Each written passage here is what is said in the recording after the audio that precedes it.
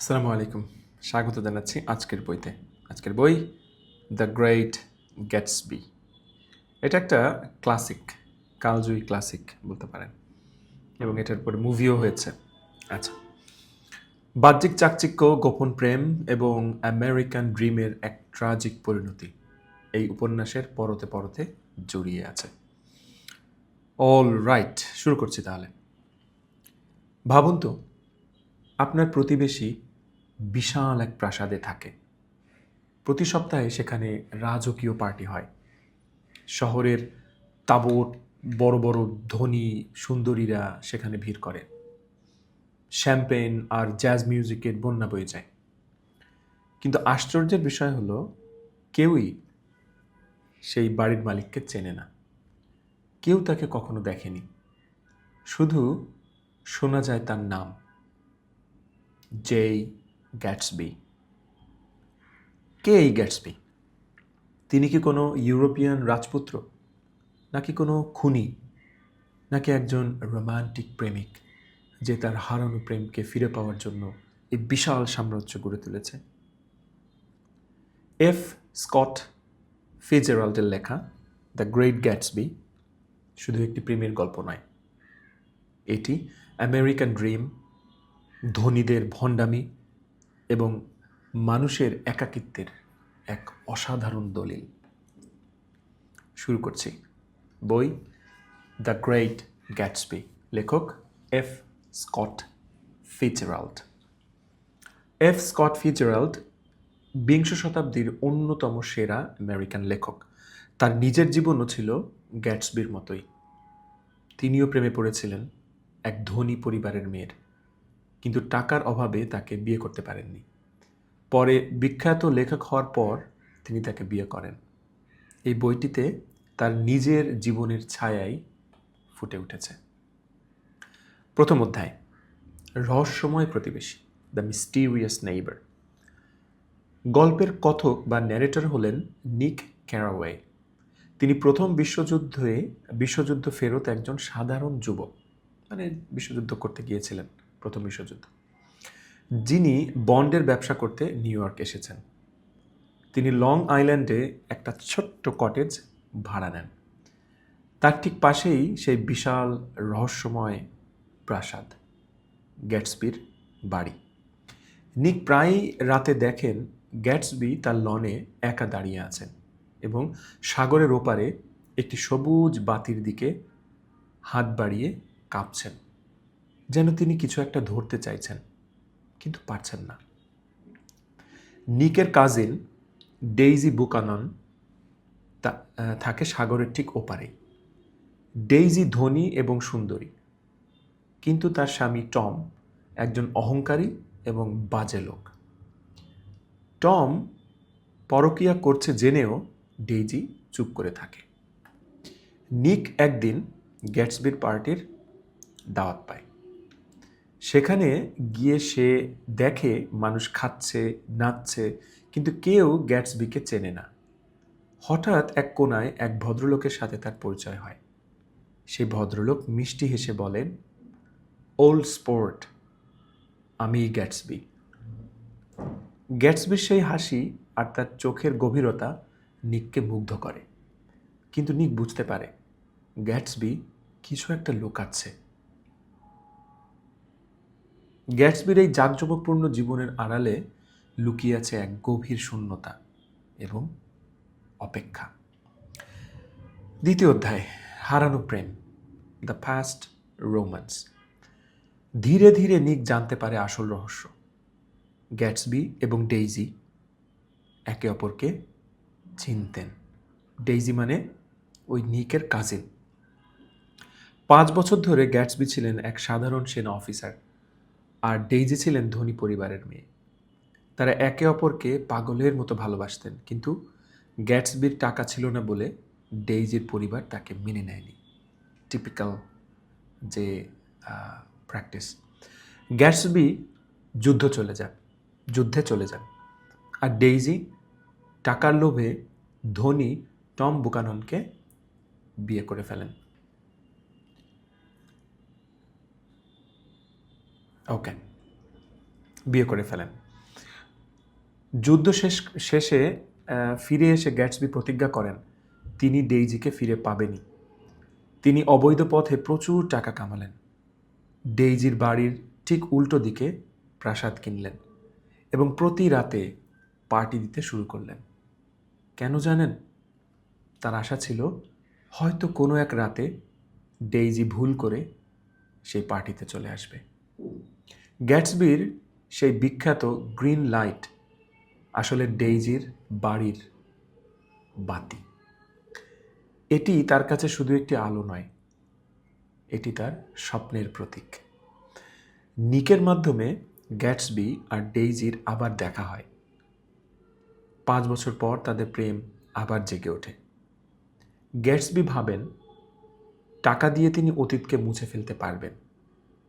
তিনি ডেইজিকে বলেন টমকে ছেড়ে তার কাছে চলে আসতে।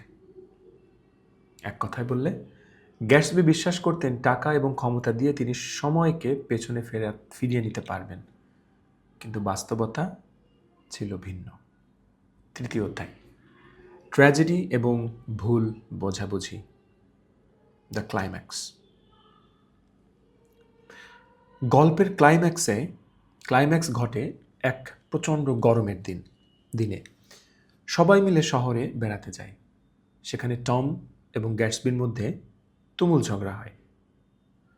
গ্যাটসবি ডেইজিকে বলেন, বলো তুমি টমকে কোনোদিন ভালোবাসোনি, কিন্তু ডেইজি সেটা বলতে পারে না। সে দ্বিধায় পড়ে যায়। ফেরার পথে এক ভয়াবহ দুর্ঘটনা ঘটে। ডেইজি গ্যাটসবির গাড়ি চালাচ্ছিল। রাস্তায় হঠাৎ টমের প্রেমিকা মার্টল গাড়ির সামনে চলে আসে এবং চাপা পড়ে মারা যায়। ডেইজি গাড়ি না থামিয়ে পালিয়ে যায়। বুঝতে পারছেন ব্যাপারটা? ডেইজি অর্থাৎ সেই মেয়েটি, অর্থাৎ গ্যাটসবির যে প্রেমিকা, তিনি গ্যাটসবির গাড়ি চালাচ্ছিল। তো চালাতে চালাতে হঠাৎ ডেইজির যে হাজব্যান্ড টমের যে প্রেমিকা, সেই প্রেমিকা হচ্ছে মার্টল, একটা মেয়ে, ওই মার্টল গাড়ির সামনে চলে আসে এবং চাপা পড়ে মারাও যায় দুর্ঘটনায়। ডেইজি গাড়ি না থামায় তখন পালিয়ে যায়। কিন্তু সবাই ভাবলো গাড়িটি গ্যাটসবি চালাচ্ছিল। বুঝতে পারছেন? গ্যাটসবি এবং ডেইজি দুজনেই গাড়ির মধ্যে ছিল। গাড়ি চালাচ্ছিল হচ্ছে ডেইজির হাজব্যান্ডের প্রেমিকা যখন গাড়ির সামনে আসছে, অ্যাক্সিডেন্ট হয়েছে, সে প্রেমিকা মারা গিয়েছে। গাড়ি চালাচ্ছিল ডেইজি। তো ডেইজি গাড়ি না থামিয়ে চালিয়ে গেল। কিন্তু সবাই ভাবছে যে এটা মনে হয় গ্যাটসবি গাড়িটা চালাচ্ছিল, অর্থাৎ লোকটা গাড়িটা চালাচ্ছিল। গ্যাটসবি ডেইজিকে বাঁচানোর জন্য নিজের ঘাড়ে দোষ নিলেন। তিনি নিককে বললেন, আমি বলবো আমি ড্রাইভ করছিলাম। মার্টলের স্বামী জর্জ উইলসন ভাবল গ্যাটসবি তার স্ত্রীকে মেরেছে। রাগে পাগল হয়ে সে গ্যাটসবির বাড়িতে ঢুকলো। গ্যাটসবি তখন সুইমিং পুলে ভাসছিলেন, হয়তো ডেইজির ফোনের অপেক্ষায়। জর্জ তাকে তখন গুলি করে মেরে ফেলল এবং নিজেও আত্মহত্যা করল। বুঝতে পারছেন তো? যে মেয়েটা মারা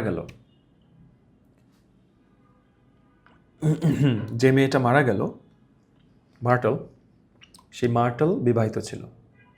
তো মার্টলের স্বামী যখন শুনল যে তার ওয়াইফ মারা গিয়েছে, তখন সে যতটুকু তথ্য আসলো তার কানে, সেই অনুযায়ী সে ধরে নিল যে গ্যাটসবি হচ্ছে তার স্ত্রীকে মেরেছে। অন্যদিকে গ্যাটসবি বলেছে যে না, যদিও এটা দুর্ঘটনায় হওয়ার সময় ডেইজি গাড়ি চালাচ্ছিল, বাট গ্যাটসবি নিজের কাঁধে দোষটা নিয়েছিল। বলেছিল যে না, আমি বলবো আমি চালাচ্ছিলাম, কোনো সমস্যা নেই, ঠিক আছে, তুমি সেফ থাকো। কিন্তু ওই যে মারা গিয়েছে তার হাজব্যান্ড মনে করছে যে না, গ্যাটসবি গাড়িটি চালাচ্ছিল এবং ওই মেরেছে। তখন সে তার প্রাসাদে ঢুকে তাকে গুলি করে মেরে ফেলে এবং নিজেও আত্মহত্যা করে। সো ডেইজির যে ভুলের মাসুল দিতে হলো নির্দোষ গ্যাটসবিকে এবং তার স্বপ্নেরও অপমৃত্যু ঘটল। 4র্থ অধ্যায়, আমেরিকান ড্রিমের মৃত্যু, the death of the dream. গ্যাটসবির মৃত্যু যতটা করুণ হোক, তার শেষকৃত্য বা ফিউনারেল তার চেয়েও বেশি করুণ। যে গ্যাটসবির পার্টিতে হাজার হাজার মানুষ আসতো, তার লাশ দেখার জন্য কেউ এলো না। ডেইজি একটা ফুলও পাঠালো না। সে টমের সাথে দূরে কোথাও চলে গেল।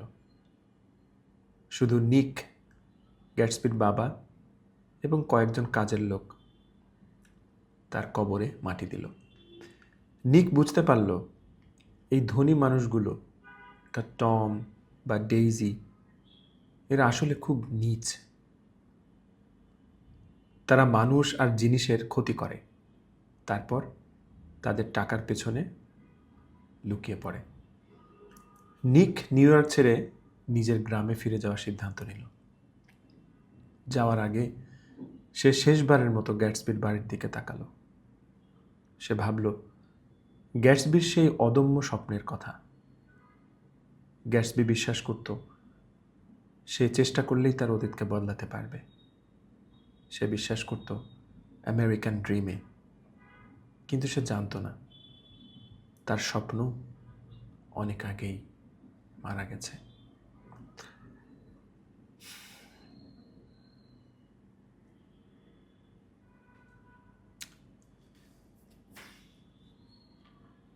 ট্র্যাজেডি। গ্যাটসবি মহান ছিলেন তার ভালোবাসা এবং স্বপ্নে, কিন্তু তিনি হেরে গিয়েছিলেন এক স্বার্থপর সমাজের কাছে। আসলেই আসলে আমাদের পুরো সিরিজের মধ্যে এটাই হচ্ছে প্রথম একটা ফিকশন পড়লাম, একটা গল্প পড়লাম আর কি। আমাদের অন্যান্য বইগুলো নন ফিকশন, পার্সোনাল ডেভেলপমেন্টের উপর লেখা, বাট এটা হলো একটা ফিকশন গল্প, এবং গল্পটা একটু ইমোশনাল করে দিল আমাকে। যাই হোক, বাস্তবতায় ফিরে আসি। আমরা দেখে নিই আজকের মূল শিক্ষাগুলো। ইমোশনাল হতে হতেই শিখতে হবে। 1. অতীতের মায়া। আমরা অনেকেই গ্যাটসবির মতো অতীতকে আঁকড়ে ধরে বাঁচতে চাই, কিন্তু সময় কারোর জন্য অপেক্ষা করে না। 2. টাকার শূন্যতা। গ্যাটসবির সব ছিল, কিন্তু আসলে তার কিছুই ছিল না। সত্যিকারের সম্পর্ক টাকা দিয়ে গড়া যায় না। 3. American dream.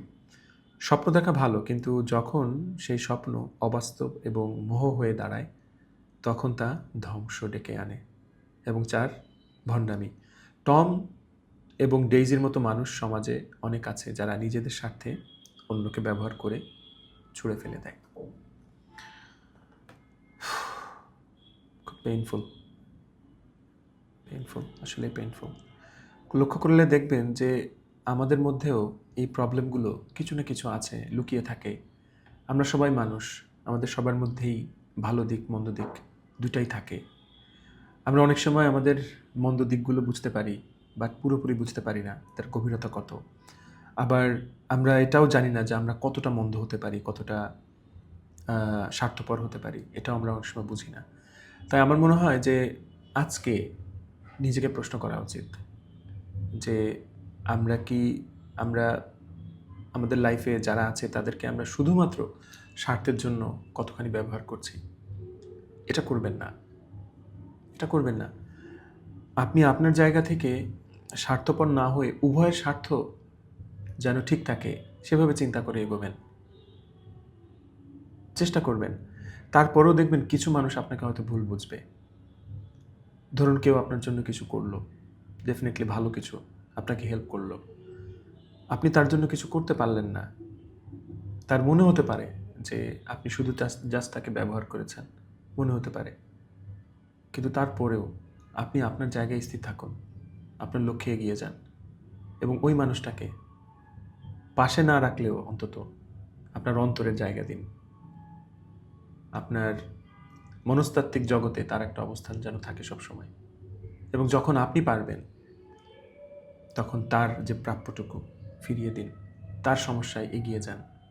একটা কথার সাহায্য হলেও তাকে করুন।